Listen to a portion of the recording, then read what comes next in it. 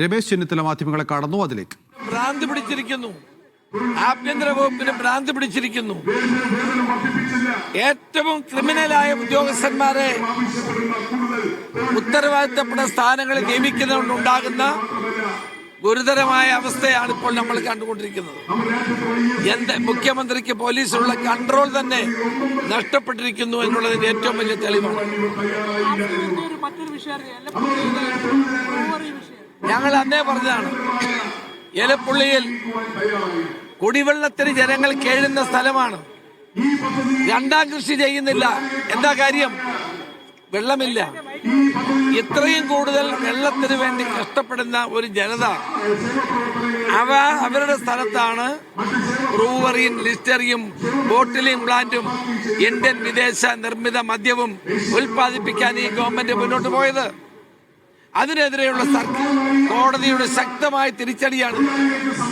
സർക്കാർ ജനങ്ങളോട് മാപ്പ് ചോദിച്ച് ഈ പദ്ധതി വേണ്ട എന്ന് വെക്കണം. ഈ പദ്ധതിയുമായി മുന്നോട്ട് പോകാൻ അവർ കഴിയില്ല. കാരണം ജനങ്ങൾ ഏറ്റവും കൂടുതൽ വെള്ളത്തിന് പ്രയാസപ്പെടുന്ന ഒരു സ്ഥലത്താണ് ഈ പദ്ധതി കൊണ്ടുവരാൻ ഇവർ ആലോചിച്ചത്. അതാണ് രമേശ് ചെന്നിത്തല മാധ്യമങ്ങളോട് ജനങ്ങളെ വെല്ലുവിളിക്കുകയാണ് ഇവിടെ. ഇതിന്റെ പിന്നിൽ വൻ അഴിമതിയുണ്ട്, കൊള്ളയുണ്ട്. അതുകൊണ്ട് ഇത് റദ്ദാക്കാൻ ഗവൺമെന്റ് തയ്യാറാണ്. അത് പാടുന്നതിന് എന്താ കുഴപ്പം? പാരടി ഗാനങ്ങൾ ആദ്യമായിട്ടാണോ കേരളത്തിൽ പാടുന്നത്?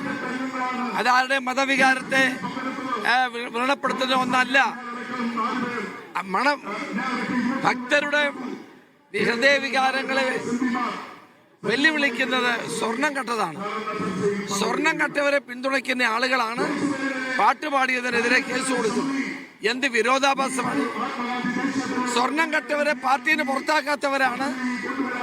രമേശ് ചെന്നിത്തല മാധ്യമങ്ങളോട് സംസാരിക്കുകയായിരുന്നു. ഇനി നമ്മൾ